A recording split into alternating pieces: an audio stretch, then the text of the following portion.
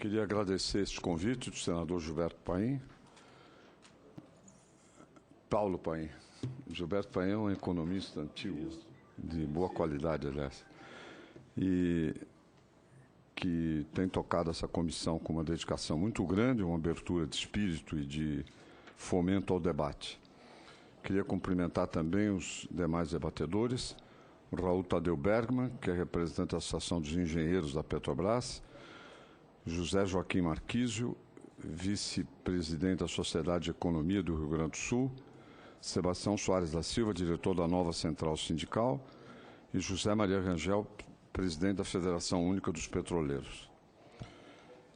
Bem, um ponto de partida para a apresentação do meu projeto é a situação em que a Petrobras está nestes tempos, não é no dia atual. Ela não tem uma crise conjuntural, uma coisa assim que no mundo inteiro está acontecendo e de repente acontece no Brasil, deveria-se ter paciência, etc. Não é fato. A Petrobras está com uma dívida bruta hoje da ordem de 500 bilhões de reais. Perdão. Esse é um filme do comício do dia 13 de março de 64. Esse sou eu. Eu era presidente da UNE, tinha 21 anos.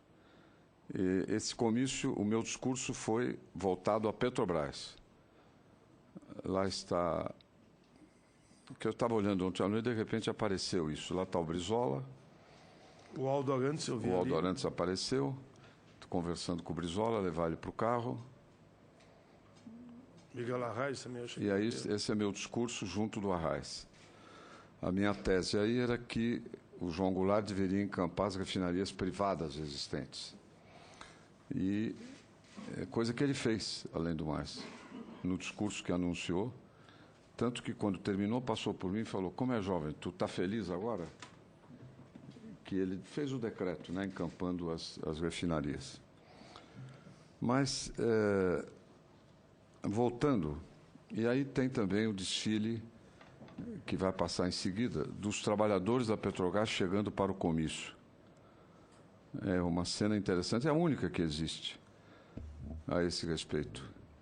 Esse é um filme que foi feito pela própria UNE, com os cineastas que tinham lá, que na verdade mudaram o cinema no Brasil, que é o Leon Richman, o Eduardo Coutinho, basicamente fizeram esse. O Cacá Diegues também era da UNE, mas não participou dessa filmagem. Isso era um projeto que pegava diferentes atividades da UNE e da situação do Brasil na época. O golpe foi 2 semanas e meia depois, essa cópia se perdeu do material grosso, mas reapareceu essa. Mas é interessante ver o desfile, olha aí. Do pessoal chegando para aí. Isso não tem muito a ver com o debate? Tem, não tem, mas eu fiz questão de mostrar porque é uma cena raríssima. Inclusive não tem filmes da época, outros com essas cenas.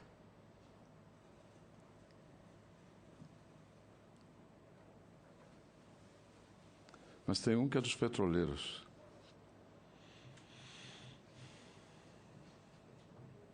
Olha aí. Interessante, né?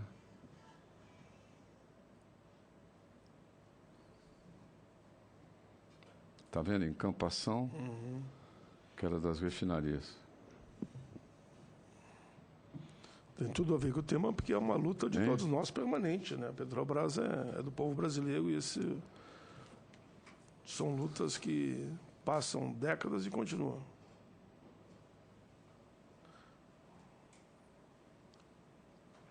Isso porque o petróleo desperta. Exatamente. É isso que a gente está falando.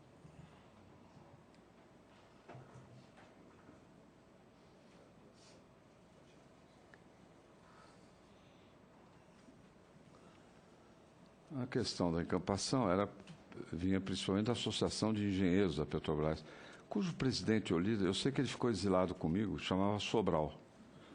Nunca mais ouvi falar dele, mas era o líder da Associação dos Engenheiros. Bem, Muito bem.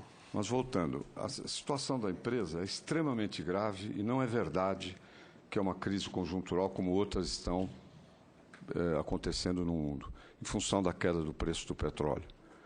Na verdade, a crise é muito mais feia.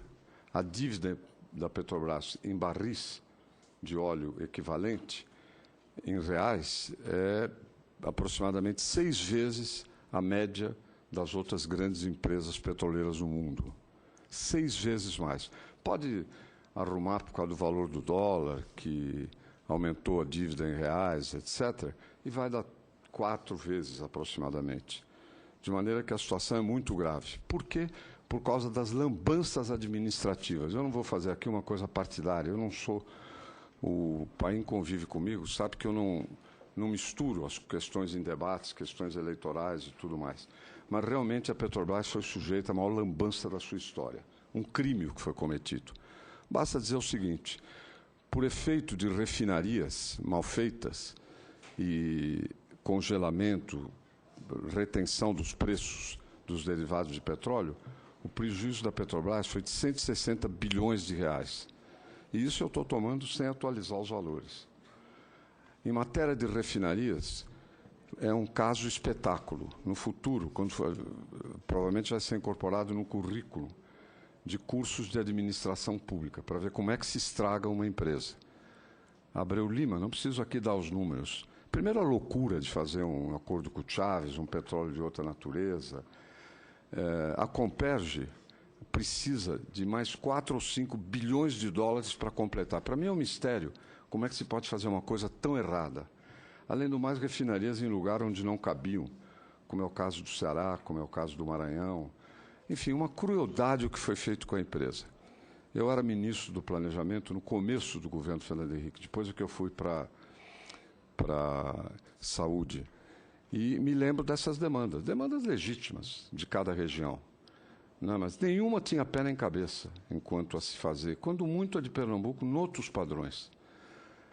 E o fato é que, em função da retenção de preços e da megalomania, do descaso, eu diria, do eleitoralismo em relação à Petrobras, só isso são 160 bilhões, só isso. Como eu disse, fora, nós teríamos que vir atualizando, ver como é que isso se financiou e tudo mais. O governo protagonizou também uma farsa com a Petrobras, que foi a famosa capitalização. 75 bilhões de dólares. Na verdade, não deu nem um centavo para a Petrobras. O que ele deu foi a área de, potencialmente, com 5 bilhões de barris, mas registrou isso como para o aumento de capital da empresa. Não deu dinheiro. Não é um dinheiro que a empresa pôde trazer para o seu ativo e, a partir daí, financiar investimentos e tudo mais. Ou seja, ela como que comprou, no meio do seu processo, 5 bilhões de barris de reserva. Né? Uma área, aliás, extraordinária. Não estou aqui menosprezando o valor que ela poderia ter. Mas o fato é que isso aumentou a participação do governo no capital, mas não deu capital de verdade para a Petrobras, financeiro, pelo menos. Agora, então, essa situação é absolutamente crítica.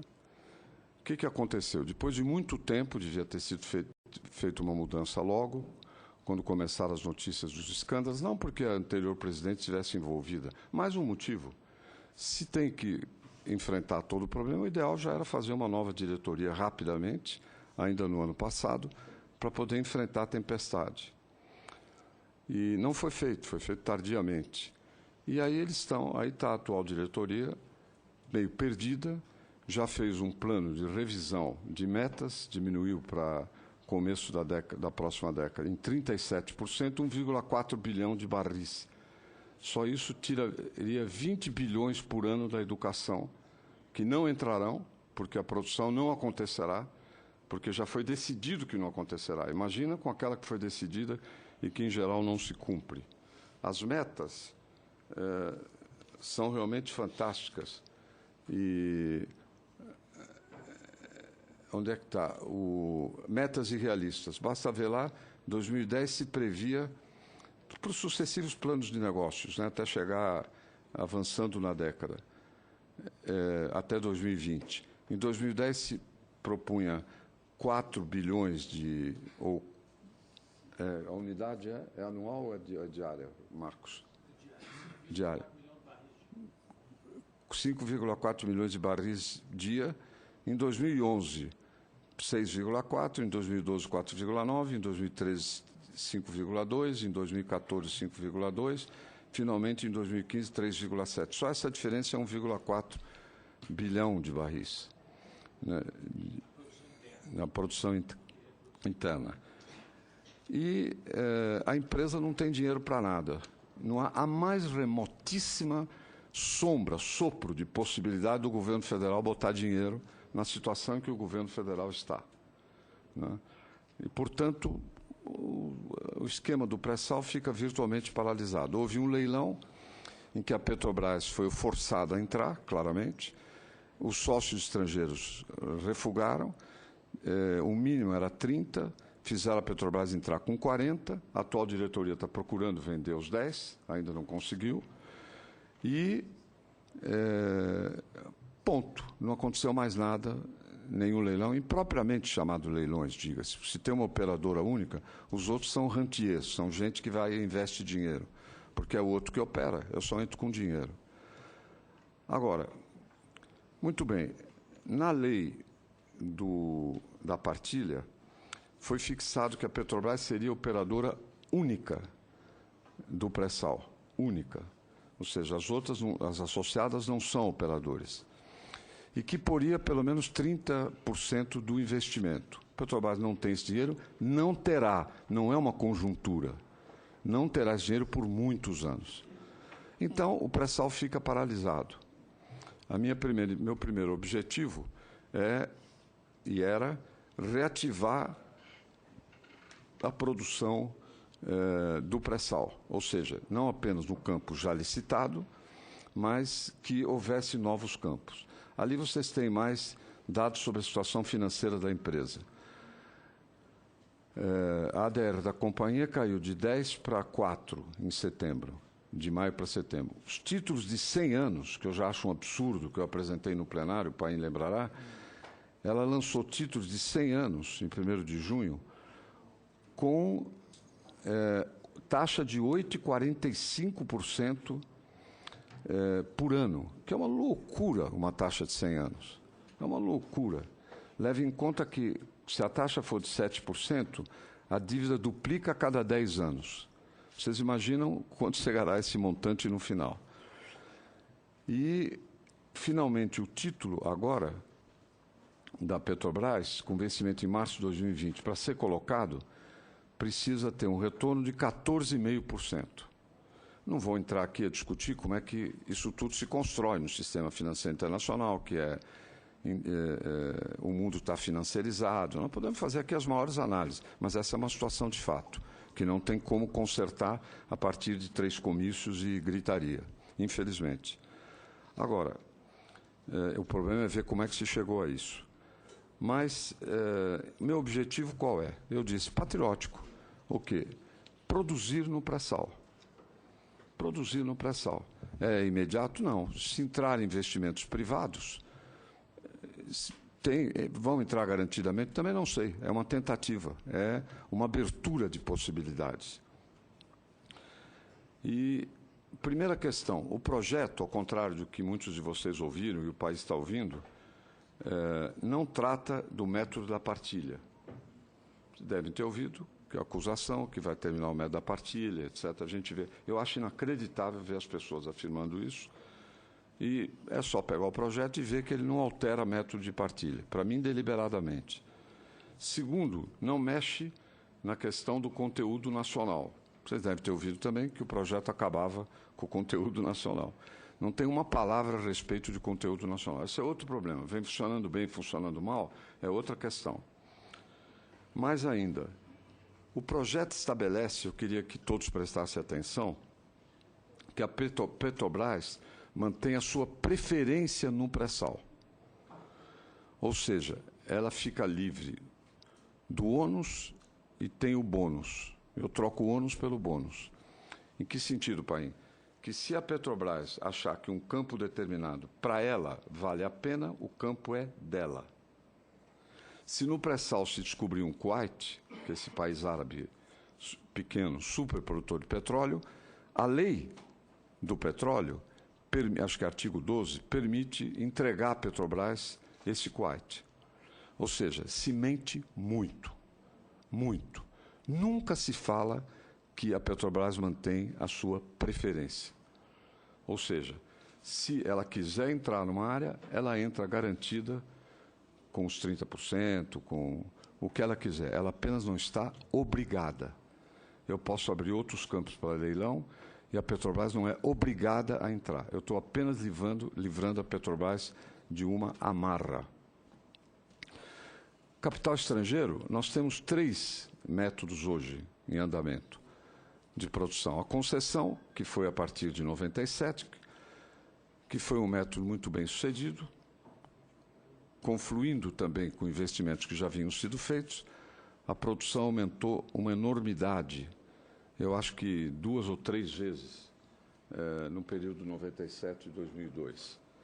E 2012, perdão.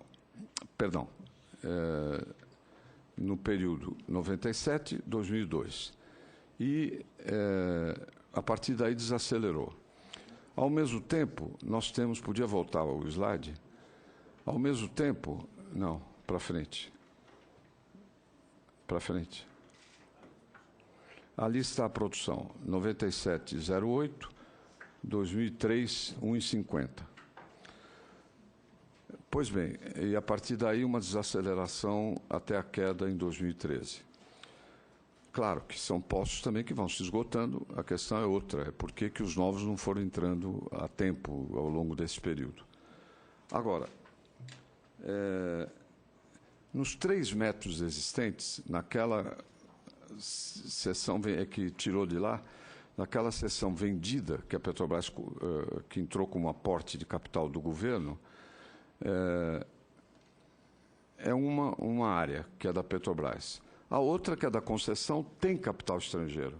Já tem capital estrangeiro. Já tem empresas. Não importa se muitas ou se poucas. E também não é argumento dizer eu não quero ter empresa estrangeira porque elas não entram. O pior que pode acontecer é não entrar. Não é? Se fosse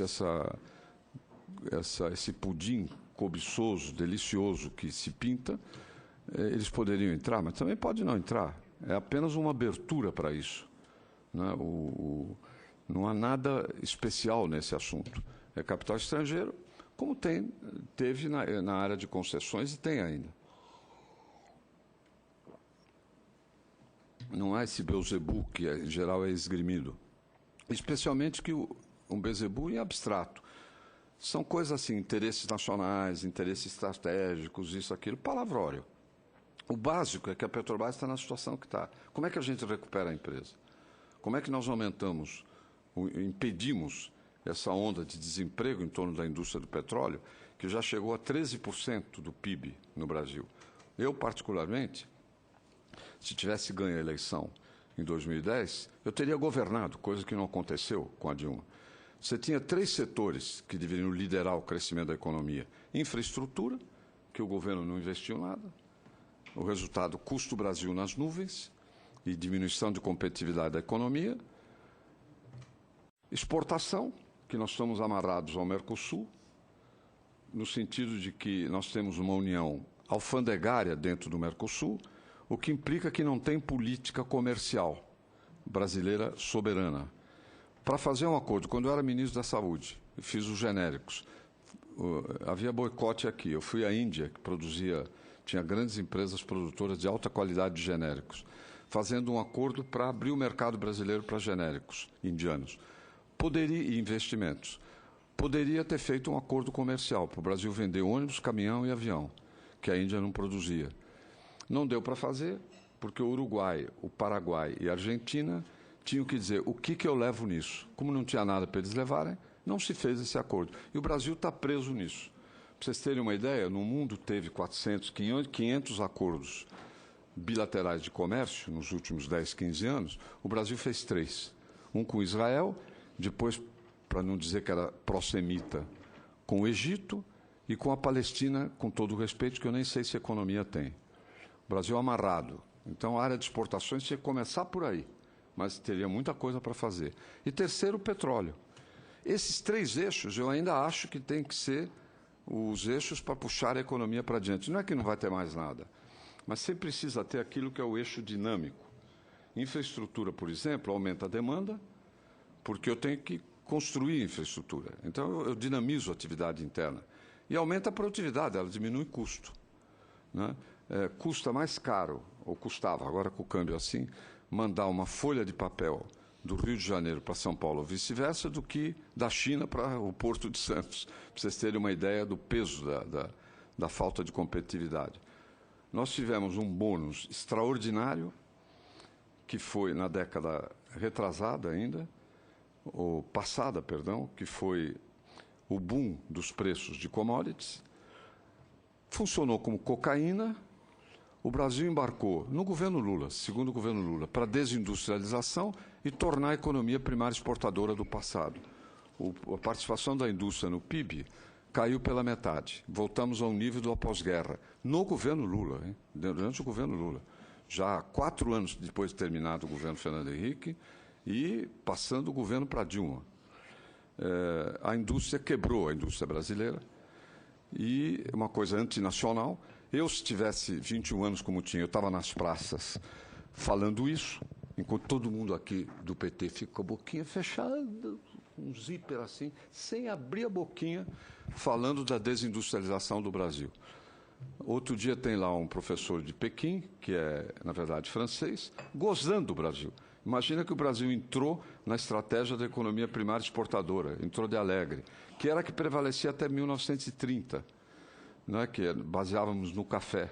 E nós voltamos para essa ilusão. Não é que não é bom exportar minério de ferro, não é que não, embora no meu tempo nós dizíamos minério de ferro só dá uma safra, tem que exportar elaborado. Nós viramos uma economia exportadora de minério de ferro bruto, de soja, de carne, coisas assim, achando que isso era uma estratégia de longo prazo, que não é.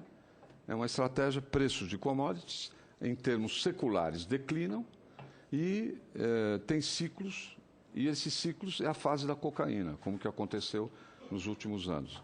Então, não tivemos política industrial coisa nenhuma, não tivemos o aproveitamento do potencial do petróleo. Agora, o que está acontecendo?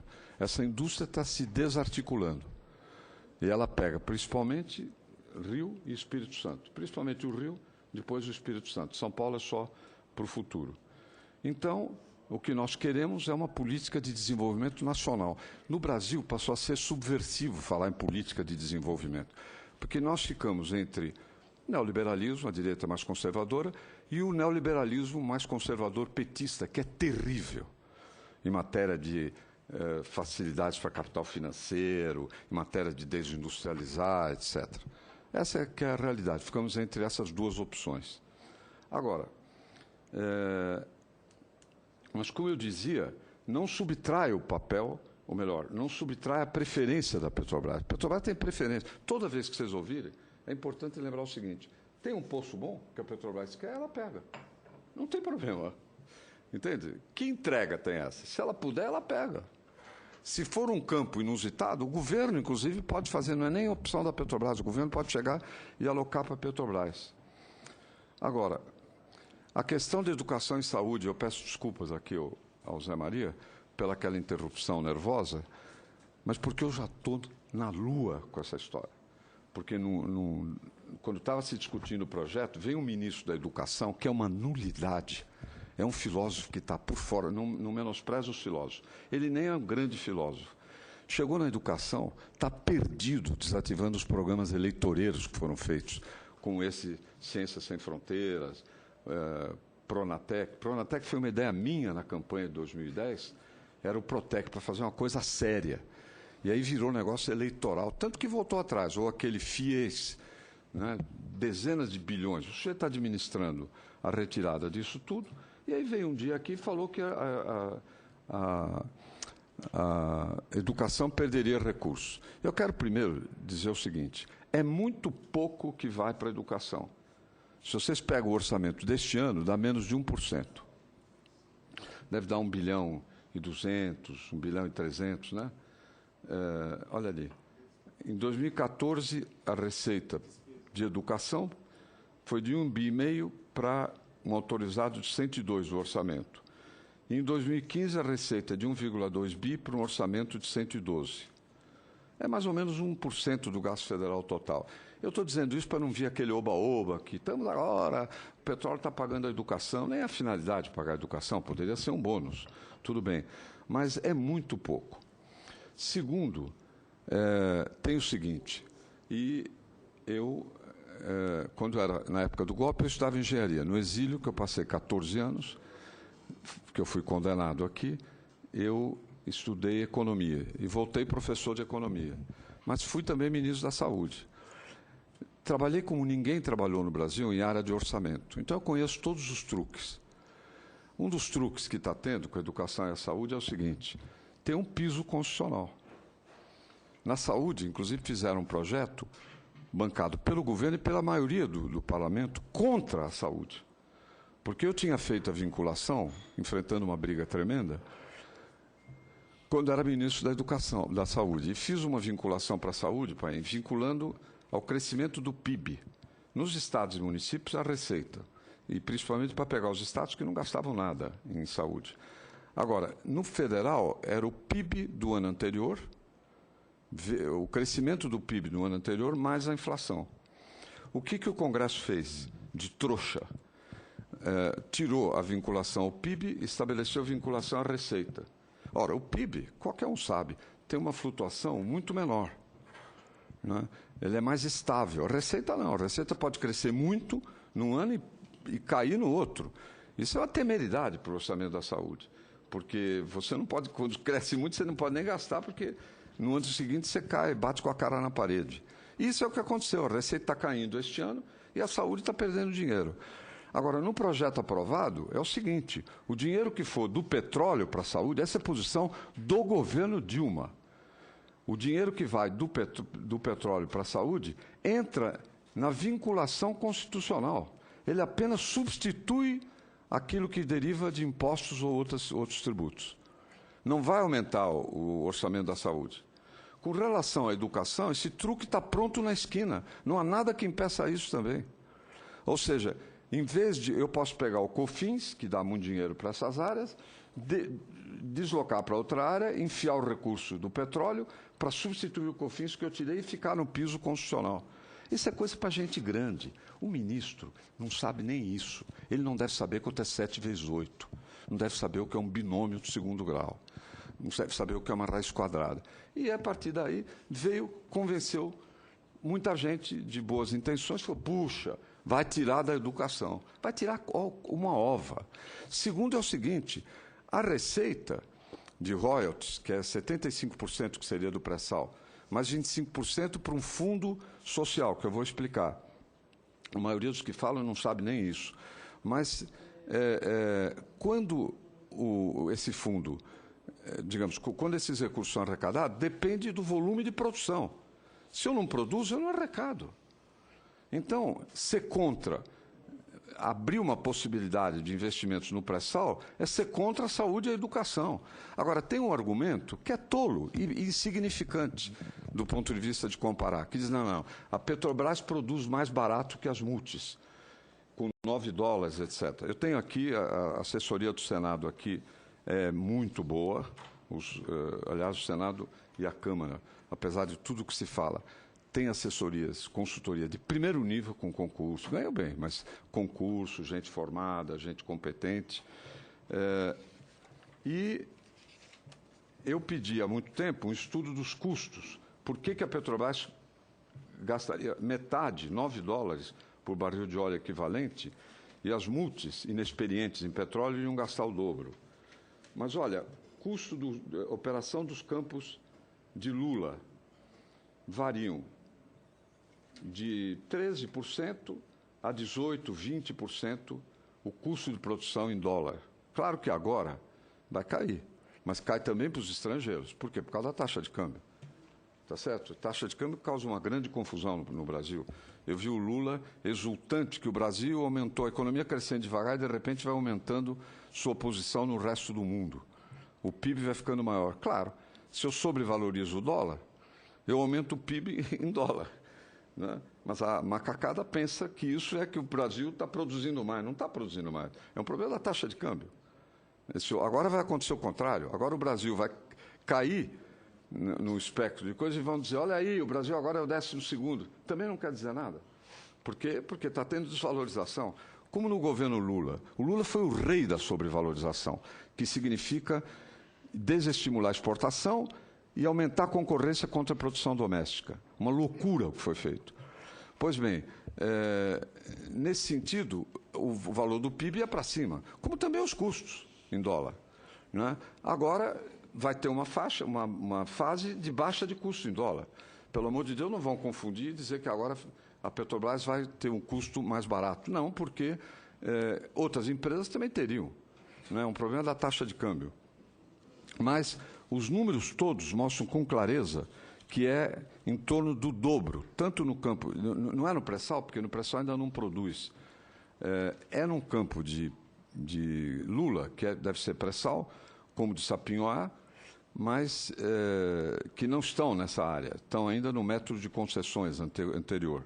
Vocês podem pegar os números e veem que essa coisa de $9 é conversa. Agora, mas por que é importante isso? Porque o fundo social, ele é feito do excedente em óleo, que é um índice que criaram, na verdade é parecido com a participação especial, da qual eu fui um dos autores, nos anos 90, criar a participação especial para aumentar a participação do governo na receita do petróleo e, particularmente, atender estados e municípios da região, e depois ficou do Brasil inteiro. Só que ela, em vez de ser em dólar, é em óleo. Claro que depois tem que medir isso quanto é em valor. Agora, supostamente, se a Petrobras produzisse a metade do custo de outras empresas, o excedente em óleo da Petrobras seria maior. Primeiro, isso não está comprovado, como eu mostrei aqui com os números dados, já conferi isso, já conversei com técnicos, etc. Segundo, que é insignificante. Por quê? Porque se nós temos 100 para distribuir, 75 vão sob a forma de royalties, 25 é o fundo social, do qual uma parte vai para a educação também. E o da educação, eu ouso dizer, é inteiramente irrelevante. Por quê? Porque morde direto, está escrito, que diminui a quantidade de tributos que vão para a educação. Então, a educação nem ganha mais. Mas é uma parte pequena. Se fosse verdade, o impacto era mínimo e não dá para comparar com o impacto que é ter a produção rolando. Porque a situação oposta é não ter ninguém. Não é que a Petrobras vai fazer e o outro vai fazer. Se fosse assim, maravilha. Assim, não tem investimento estrangeiro e a Petrobras vai fazer o investimento, portanto, gera royalties. Tudo bem. Eu não estaria aqui, não estaria propondo isso. No entanto, não vai fazer. Então, a educação e a saúde deixam de ganhar. Isso é que me deixa indignado. Não com as pessoas que acreditam, com as pessoas que inventam. Seja por ignorância, apesar de cargos que têm, seja por má fé. Não existe isso da educação e da saúde. Pois bem, mas é uma das coisas que fica se levantando. Agora, o futuro. O futuro depende de 1000 variáveis. E eu não vim aqui para discutir o futuro da Petrobras. Eu só fico incomodado quando vejo vendas de ativos da Petrobras a preço de banana. Eu seria contra vender ativos? Não. Sou contra vender a preço de banana. Esse é um mau momento para venda. Então, estão com uma estratégia, tudo para poder ganhar algum dinheirinho. Tal é o sufoco que a empresa tem. Tudo para poder ganhar algum dinheirinho. Essa é a situação que a Petrobras tem. A perspectiva a médio prazo é ruim. E temos que ter aí uma administração. Nós acabamos de votar na comissão, vai plenário. O país vai ter oportunidade de examinar uma nova lei, que é o Tasso Gereissati e o Arthur Maia, da Câmara, que são os relatores, para lidar com estatais. Questão da profissionalização, não permitir que tenha diretores do governo, por exemplo, um ministro tal, o outro tal, ou então pega um grande empresário. A Petrobras pegou grandes empresários que vão lá para senhor sim, isso a gente não entende da área, tá certo? Não quer brigar com o governo. Se o governo manda que vai para essa direção ou para aquela, a empresa acaba seguindo. Essa é a loucura que se fez. Né? Mas, enfim, lá tem critérios muito bons de profissionalismo, impedir, de fato, que o governo use a Petrobras, ou os sindicatos, ou o governo, quem quer que seja, ao seu bel prazer. É uma empresa pública para servir ao conjunto da população. Essa é a questão básica. A outra é a questão de preços. Eu defendo, e vou apresentar em ocasião oportuna, eu defendo um sistema de reajuste de preços automático, que a Petrobras não possa ser usada como instrumento de política econômica, de contenção oportunista de preços. Então, nós vamos estabelecer uma forma que dá um mínimo automático para reajustes. Entende? Para que não aconteça essa barbaridade que aconteceu nesses anos. Claro que nada, quando um governo é ruim, não há lei, não há decreto, não há nada que consiga consertar. Mas que pelo menos a gente tenha um instrumento para poder batalhar e não se fazer com a Petrobras aquilo que se fez nos últimos anos nessa matéria. Ou seja, que ela não possa ser usada como instrumento de governo e, ao fim e ao cabo, de partido, de uma doutrina e tudo mais. O pessoal vive falando da Noruega, eu preciso conhecer direito a Noruega, o profissionalismo, como trabalha em função do interesse público, a inteligência, a esperteza, né? Nada dessas coisas cocorocas de palavras de ordem vazias e que, na prática, dão cobertura ao pior em matéria de política governamental com relação às grandes empresas. Acho até que o Banco do Brasil teve uma estratégia mais esperta. Eu espero que o atual presidente, que eu não conheço, possa levar algumas coisas. Por exemplo, na área de seguros, o Banco do Brasil deu controle para a área privada e tem 70% do capital. Está ganhando um dinheirão, porque usa a sua estrutura, ganha o dinheiro, tem poder dentro da companhia. Foi uma estratégia que eles levaram e fizeram, e que deu certo. Não ficaram vendendo pedaços do Banco do Brasil a preço de banana. Agora, mas isso tudo é coisa que aponta para frente, não é objeto, Paim, dessa comissão. Embora é evidente que tudo vai ter repercussão pela história de royalties em educação e saúde. Mas o buraco de educação e saúde é anterior. Não só é insignificante, como vão substituir. Olha, eu entrei no Ministério, o Adib Jatene tinha aprovado 2 anos antes, 1 ano antes, a CPMF para a saúde, lembra? E sempre se disse que a CPMF não foi para a saúde. Não é verdade. Só que aconteceu o que eu disse ao Adib, eu era ministro do Planejamento quando ele entrou, eu não me opus.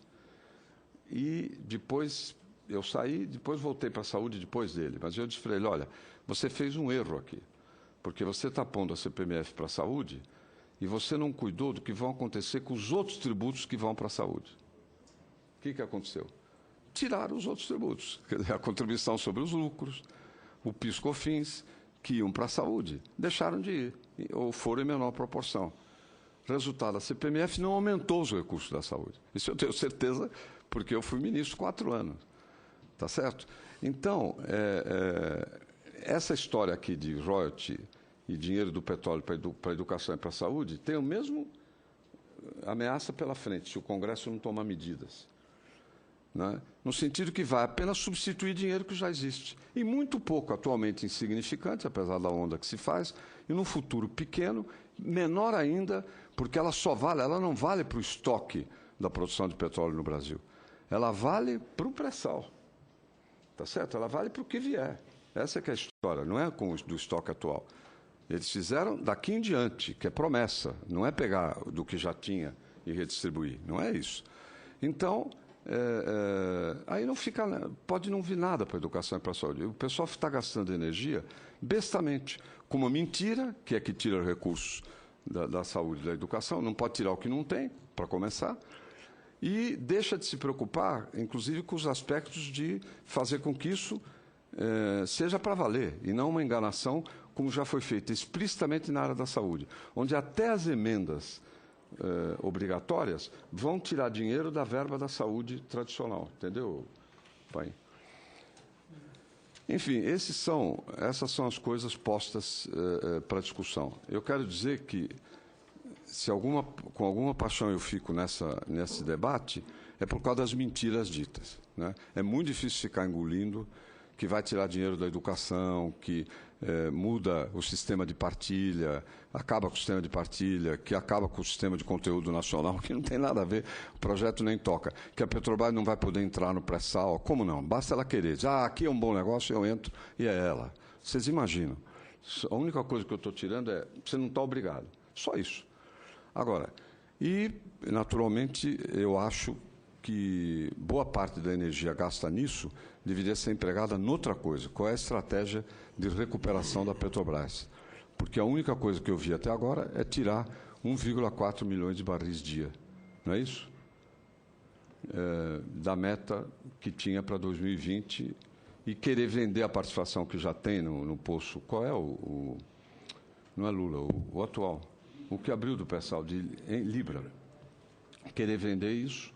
E essas outras tentativas desesperadas, pegando dinheiro a custo extorsivo, né, que é o que a Petrobras está fazendo hoje, sem muita opção, diga-se de passagem. Até porque essa política econômica atual é uma política errada, baseada na ideia de que você, jogando os juros para o infinito, você arruma a economia. Na verdade, você subindo o juro, eu previ isso várias vezes, desde o começo do ano, o que você vai fazer é aumentar o câmbio e a inflação, que é o que está acontecendo, e apesar disso, eles não claro, é óbvio que devia ter vendido reservas, né? Com todas as reservas que tem, você derrubaria rapidamente essa especulação. Basta dizer que agora o presidente do Banco Central disse que poderia vender reservas e o dólar abaixou, né? Em vez disso, fizeram essas operações de swaps, que é venda futura de dólar, que já deram de prejuízo para o Tesouro dinheiro que podia ir para capitalizar a Petrobras, que podia ir para a educação, para a saúde, perto de 115 bilhões de reais o Tesouro já perdeu nessa brincadeira. Mas essa é outra discussão que fica para outro momento.